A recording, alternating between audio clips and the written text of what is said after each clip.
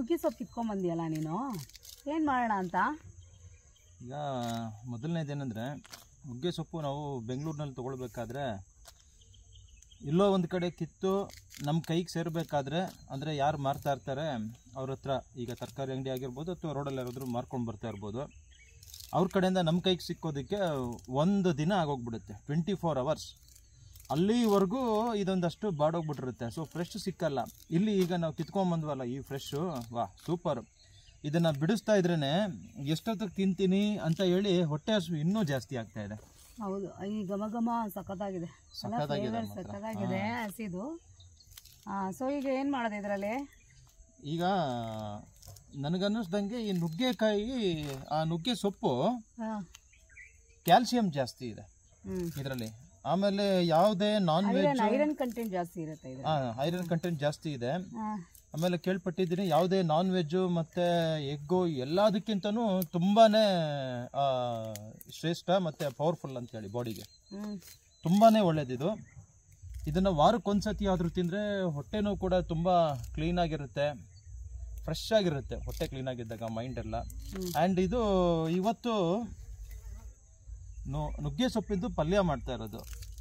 ಈ ಪಲ್ಯ ಒಂದು ವಿಶೇಷ ಇದೆ. ಏನಪ್ಪ ಅದು ಅಂತ ಹೇಳಿದ್ರೆ, ಯಾರಿಗಾದ್ರೂ ಈಗ ಕೈ ಮಸ್ಕ್ ಅಂತ ಹೇಳ್ತಾರೆ. ಈಗ ಎಲ್ಲೋ ಒಂದು ಕಡೆ ಊಟ ಮಾಡಿ ಬಂದರೆ ಊಟದಲ್ಲಿ ಏನೋ ಹಾಕಿದ್ರು, ಊಟ ಸೇರ್ತಾ ಇಲ್ಲ, ಇದು ಕೈ ಮಸ್ಕ್ ಅಂತ ಹೇಳ್ತಾರೆ ಹಳ್ಳಿಗಳ ಕಡೆ. ಅದೇನಾಗುತ್ತೆ, ಕೆಲವೊಂದು ಕಡೆ ಯಾರಾದರೂ ಈಗ ಊಟ ಮಾಡ್ತಾ ಇದ್ದಾಗ ಏನೋ ಒಂದು ಬೆರೆಸ್ತಾರೆ. ಸೊ ಆ ಊಟ ತಿಂದಂಥ, ಯಾರ್ದೋ ಮನೇಲಿ ಊಟ ತಿಂದಂಥ ವ್ಯಕ್ತಿಗೆ ಹೊಟ್ಟೆಗೆ ಊಟ ಸೇರ್ತಾ ಇರೋದಿಲ್ಲ, ಊಟ ಬಿಟ್ಟಂಗಾಗುತ್ತೆ. ಈ ಥರದ್ದೆಲ್ಲ ಸಮಸ್ಯೆ ಅವನಿಗಾದಾಗ ಇದು ಕೈ ಮಸ್ಕ್ ಅಂತ ಹೇಳ್ತಾರೆ.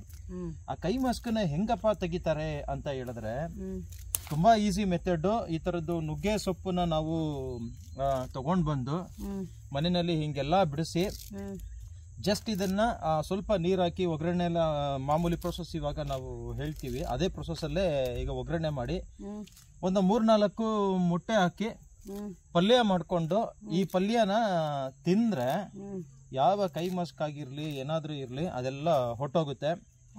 ಸೊ ನಮಗೆ ಊಟ ಯಾರ್ಯಾರು ತಿನ್ನೋದು ಬಿಟ್ಟಿರ್ತಾರೆ ಅವ್ರಿಗೆ ಊಟ ತುಂಬ ಚೆನ್ನಾಗಿ ಸೇರುತ್ತೆ. ಸೊ ಇದೆಲ್ಲ ಬೆನಿಫಿಟ್ಟು ಇದರಲ್ಲಿದೆ. ಸೊ ಇದು ನೀವು ಮರಿಬಾರ್ದು ಯಾರನ್ನು.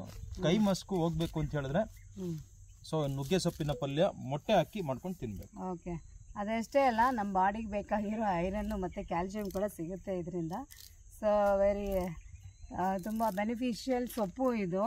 ಓಕೆ, ಈಗ ನಾವು ಈ ಸೊಪ್ಪಿಂದ ಮೊಟ್ಟೆ ಹಾಕಿ ಒಂದು ಪಲ್ಯ ಮಾಡ್ತೀವಿ. ಆ ಪಲ್ಯ ಯಾವುದಕ್ಕೆ ಚೆನ್ನಾಗಿರುತ್ತೆ, ಯಾವುದ್ರ ಜೊತೆ ತಿಂದರೆ ಚೆನ್ನಾಗಿರುತ್ತೆ? ನಾವು ಊಟದ ಜೊತೆನೂ ತಿನ್ಬೋದು, ಚಪಾತಿ ಮಾಡ್ಕೊಂಡು ತಿನ್ಬೋದು, ರಾಗಿ ರೊಟ್ಟಿಗೂ ತಿನ್ಬೋದು, ಹಾಗೇನೂ ಕೂಡ ತಿನ್ಬೋದು. ನಾವು ಪಲ್ಯ ತಿನ್ಬೋದಲ್ಲ, ತುಂಬಾ ಟೇಸ್ಟ್. ಮೊಟ್ಟೆ ಜೊತೆ ಮಾಡಿದ್ರೆ ಸಿಕ್ಕಾಪಟ್ಟೆ ಟೇಸ್ಟಿಯಾಗಿರುತ್ತೆ.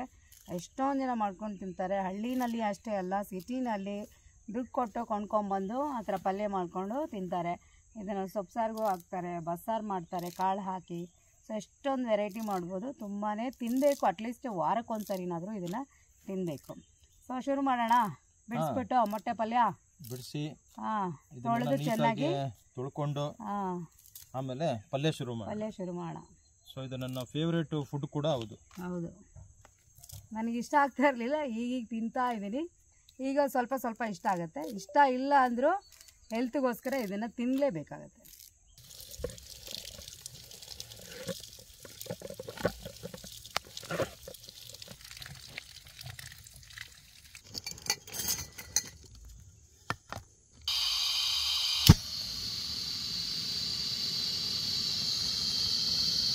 ಸೊ ಈಗ ಸೊಪ್ಪೆಲ್ಲ ತೊಳೆದಿದ್ದಾಯಿತು. ಎಣ್ಣೆ ಹಾಕೋಣ. ಒಂದು 3 ಸ್ಪೂನಷ್ಟು ಎಣ್ಣೆ, ಸಾಸಿವೆ, ಕಡಲೆಬೇಳೆ, ಉದ್ದಿನಬೇಳೆ ತಂದಿದ್ದೀನಿ, ಹಾಕೋಣ.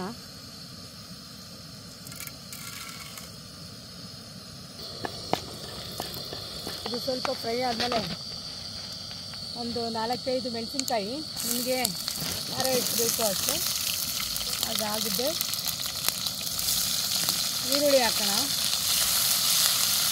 ಈಗ ಈರುಳ್ಳಿ ಮತ್ತು ಮೆಣಸಿನ್ಕಾಯಿ ಚೆನ್ನಾಗಿ ಫ್ರೈ ಆಗಿದೆ, ಸ್ವಲ್ಪ ಕೆಂಪಗಾಗಲಿ. ಆಮೇಲೆ ಟೊಮೊಟೊ ಹಾಕೋಣ. ಟೊಮೊಟೊ ಆಪ್ಷನಲ್ಲು, ನಿಮಗೆ ಬೇಕಾದರೆ ಹಾಕ್ಕೊಳ್ಳಿ. ಇದು ಫ್ರೈ ಆಗ್ತಾ ಇದೆ. ರುಚಿಗೆ ತಕ್ಕಷ್ಟು ಉಪ್ಪು. ಟೊಮೊಟೊ ಈರುಳ್ಳಿ ಎಲ್ಲ ಚೆನ್ನಾಗಿ ಫ್ರೈ ಆದಮೇಲೆ ಸೊಪ್ಪು ಹಾಕ್ಕೊಳ್ಳೋದಕ್ಕೆ ನಾನು ಉಪ್ಪು ಕೂಡ ಹಾಕ್ಕೊಂಡಿದ್ದೀನಿ ಆಗಲೇ.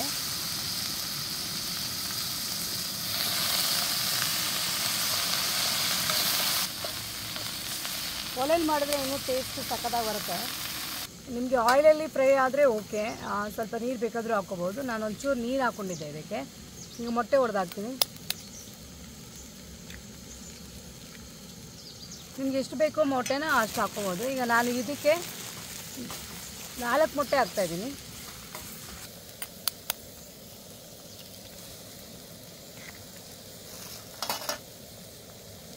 ಚೆನ್ನಾಗಿ ಮಿಕ್ಸ್ ಮಾಡಿ. ನಾನು ಉಪ್ಪು ಎಲ್ಲ ಆಗಲೇ ಹಾಕ್ಕೊಂಡಿದ್ದಾಯಿತು. ಈಗ ಬೆಂದಿದೆ, ಮೊಟ್ಟೆ ಬೆಂದಿದೆ, ಸೊಪ್ಪು ಕೂಡ ಚೆನ್ನಾಗಿ ಮಿಕ್ಸ್ ಆಗಿದೆ. ಈ ನಮ್ಮ ನುಗ್ಗೆ ಸೊಪ್ಪಿನ ಮೊಟ್ಟೆ ಪಲ್ಯ ರೆಡಿಯಾಗಿದೆ. ಈಗ ನಾವು ಊಟ ಮಾಡೋಕ್ಕೆ ಬಡಿಸ್ಕೋಬೋದು.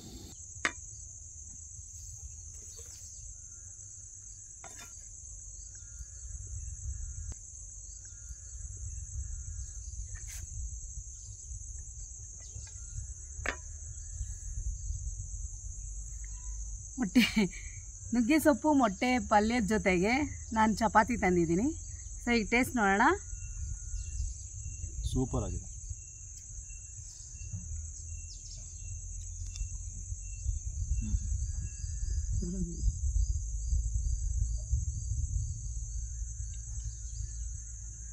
ಅದ್ಭುತವಾಗಿದೆ.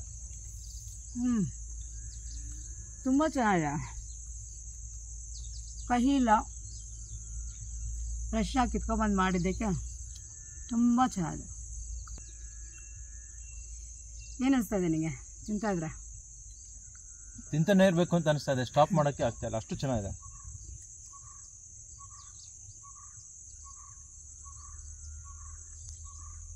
ನಿಜವಾಗ್ಲೂ ತುಂಬ ಚೆನ್ನಾಗಿದೆ. ನೀವು ಮಾಡ್ಕೊಂಡು ತಿನ್ನಿ, ತುಂಬ ಟೇಸ್ಟಿಯಾಗಿದೆ ಮತ್ತು ಹೆಲ್ದಿ ಕೂಡ. ನಮಗೆ ನೀವು ಟ್ರೈ ಮಾಡಿ, ಆರೋಗ್ಯಕ್ಕೂ ಒಳ್ಳೆಯದು. ಮತ್ತು ಟ್ರೈ ಮಾಡಿ, ಈ ಟೇಸ್ಟು ನೀವು ಮಾಡಿದ್ಮೇಲೆ ಹೇಗಿತ್ತು ಅಂತ ಹೇಳಿ ಕಮೆಂಟ್ ಹಾಕಿ, ಅಥವಾ ಈ ವಿಡಿಯೋ ನಿಮ್ಗೆ ಹೇಗೆ ಅನ್ನಿಸ್ತು ಅಂತೇಳಿ ಅದಕ್ಕೂ ಕೂಡ ಕಮೆಂಟ್ ಹಾಕಿ. ನೀವು ಹಾಕೋ ಪ್ರತಿಯೊಂದು ಕಮೆಂಟು ಕೂಡ ಇನ್ನಷ್ಟು ಎನರ್ಜಿ ಕೊಡುತ್ತೆ ನಮಗೆ ಇನ್ನೂ ಒಂದಷ್ಟು ಒಳ್ಳೊಳ್ಳೆ ವಿಡಿಯೋನ ಮಾಡೋದಕ್ಕೆ. ನನಗನ್ಸುತ್ತೆ ಈ ನುಗ್ಗೆ ಸೊಪ್ಪು ಮತ್ತು ಮೊಟ್ಟೆ ಪಲ್ಯ ನಿಮಗೆಲ್ಲರಿಗೂ ಇಷ್ಟ ಆಗುತ್ತೆ ಅಂತಂದ್ಬಿಟ್ಟು. ಸೊ ಹಾಗಾಗಿ ಈ ವಿಡಿಯೋ ಕೂಡ ನಿಮ್ಗೆ ಇಷ್ಟ ಆಗಿದೆ ಅಂತ ಅನಿಸುತ್ತೆ. ಸೊ ಲೈಕ್ ಮಾಡಿ, ಶೇರ್ ಮಾಡಿ, ಸಬ್ಸ್ಕ್ರೈಬ್ ಮಾಡಿ, ಬೆಲ್ ಐಕಾನ್ನ ಪ್ರೆಸ್ ಮಾಡೋದನ್ನು ಮರಿಬೇಡಿ. ಗೊತ್ತಲ್ಲ, ನನ್ನ ಚಾನಲ್ ಹೆಸರು ಭಾರತಿ ಪರಮೇಶ್ ವ್ಲಾಗ್ಸ್.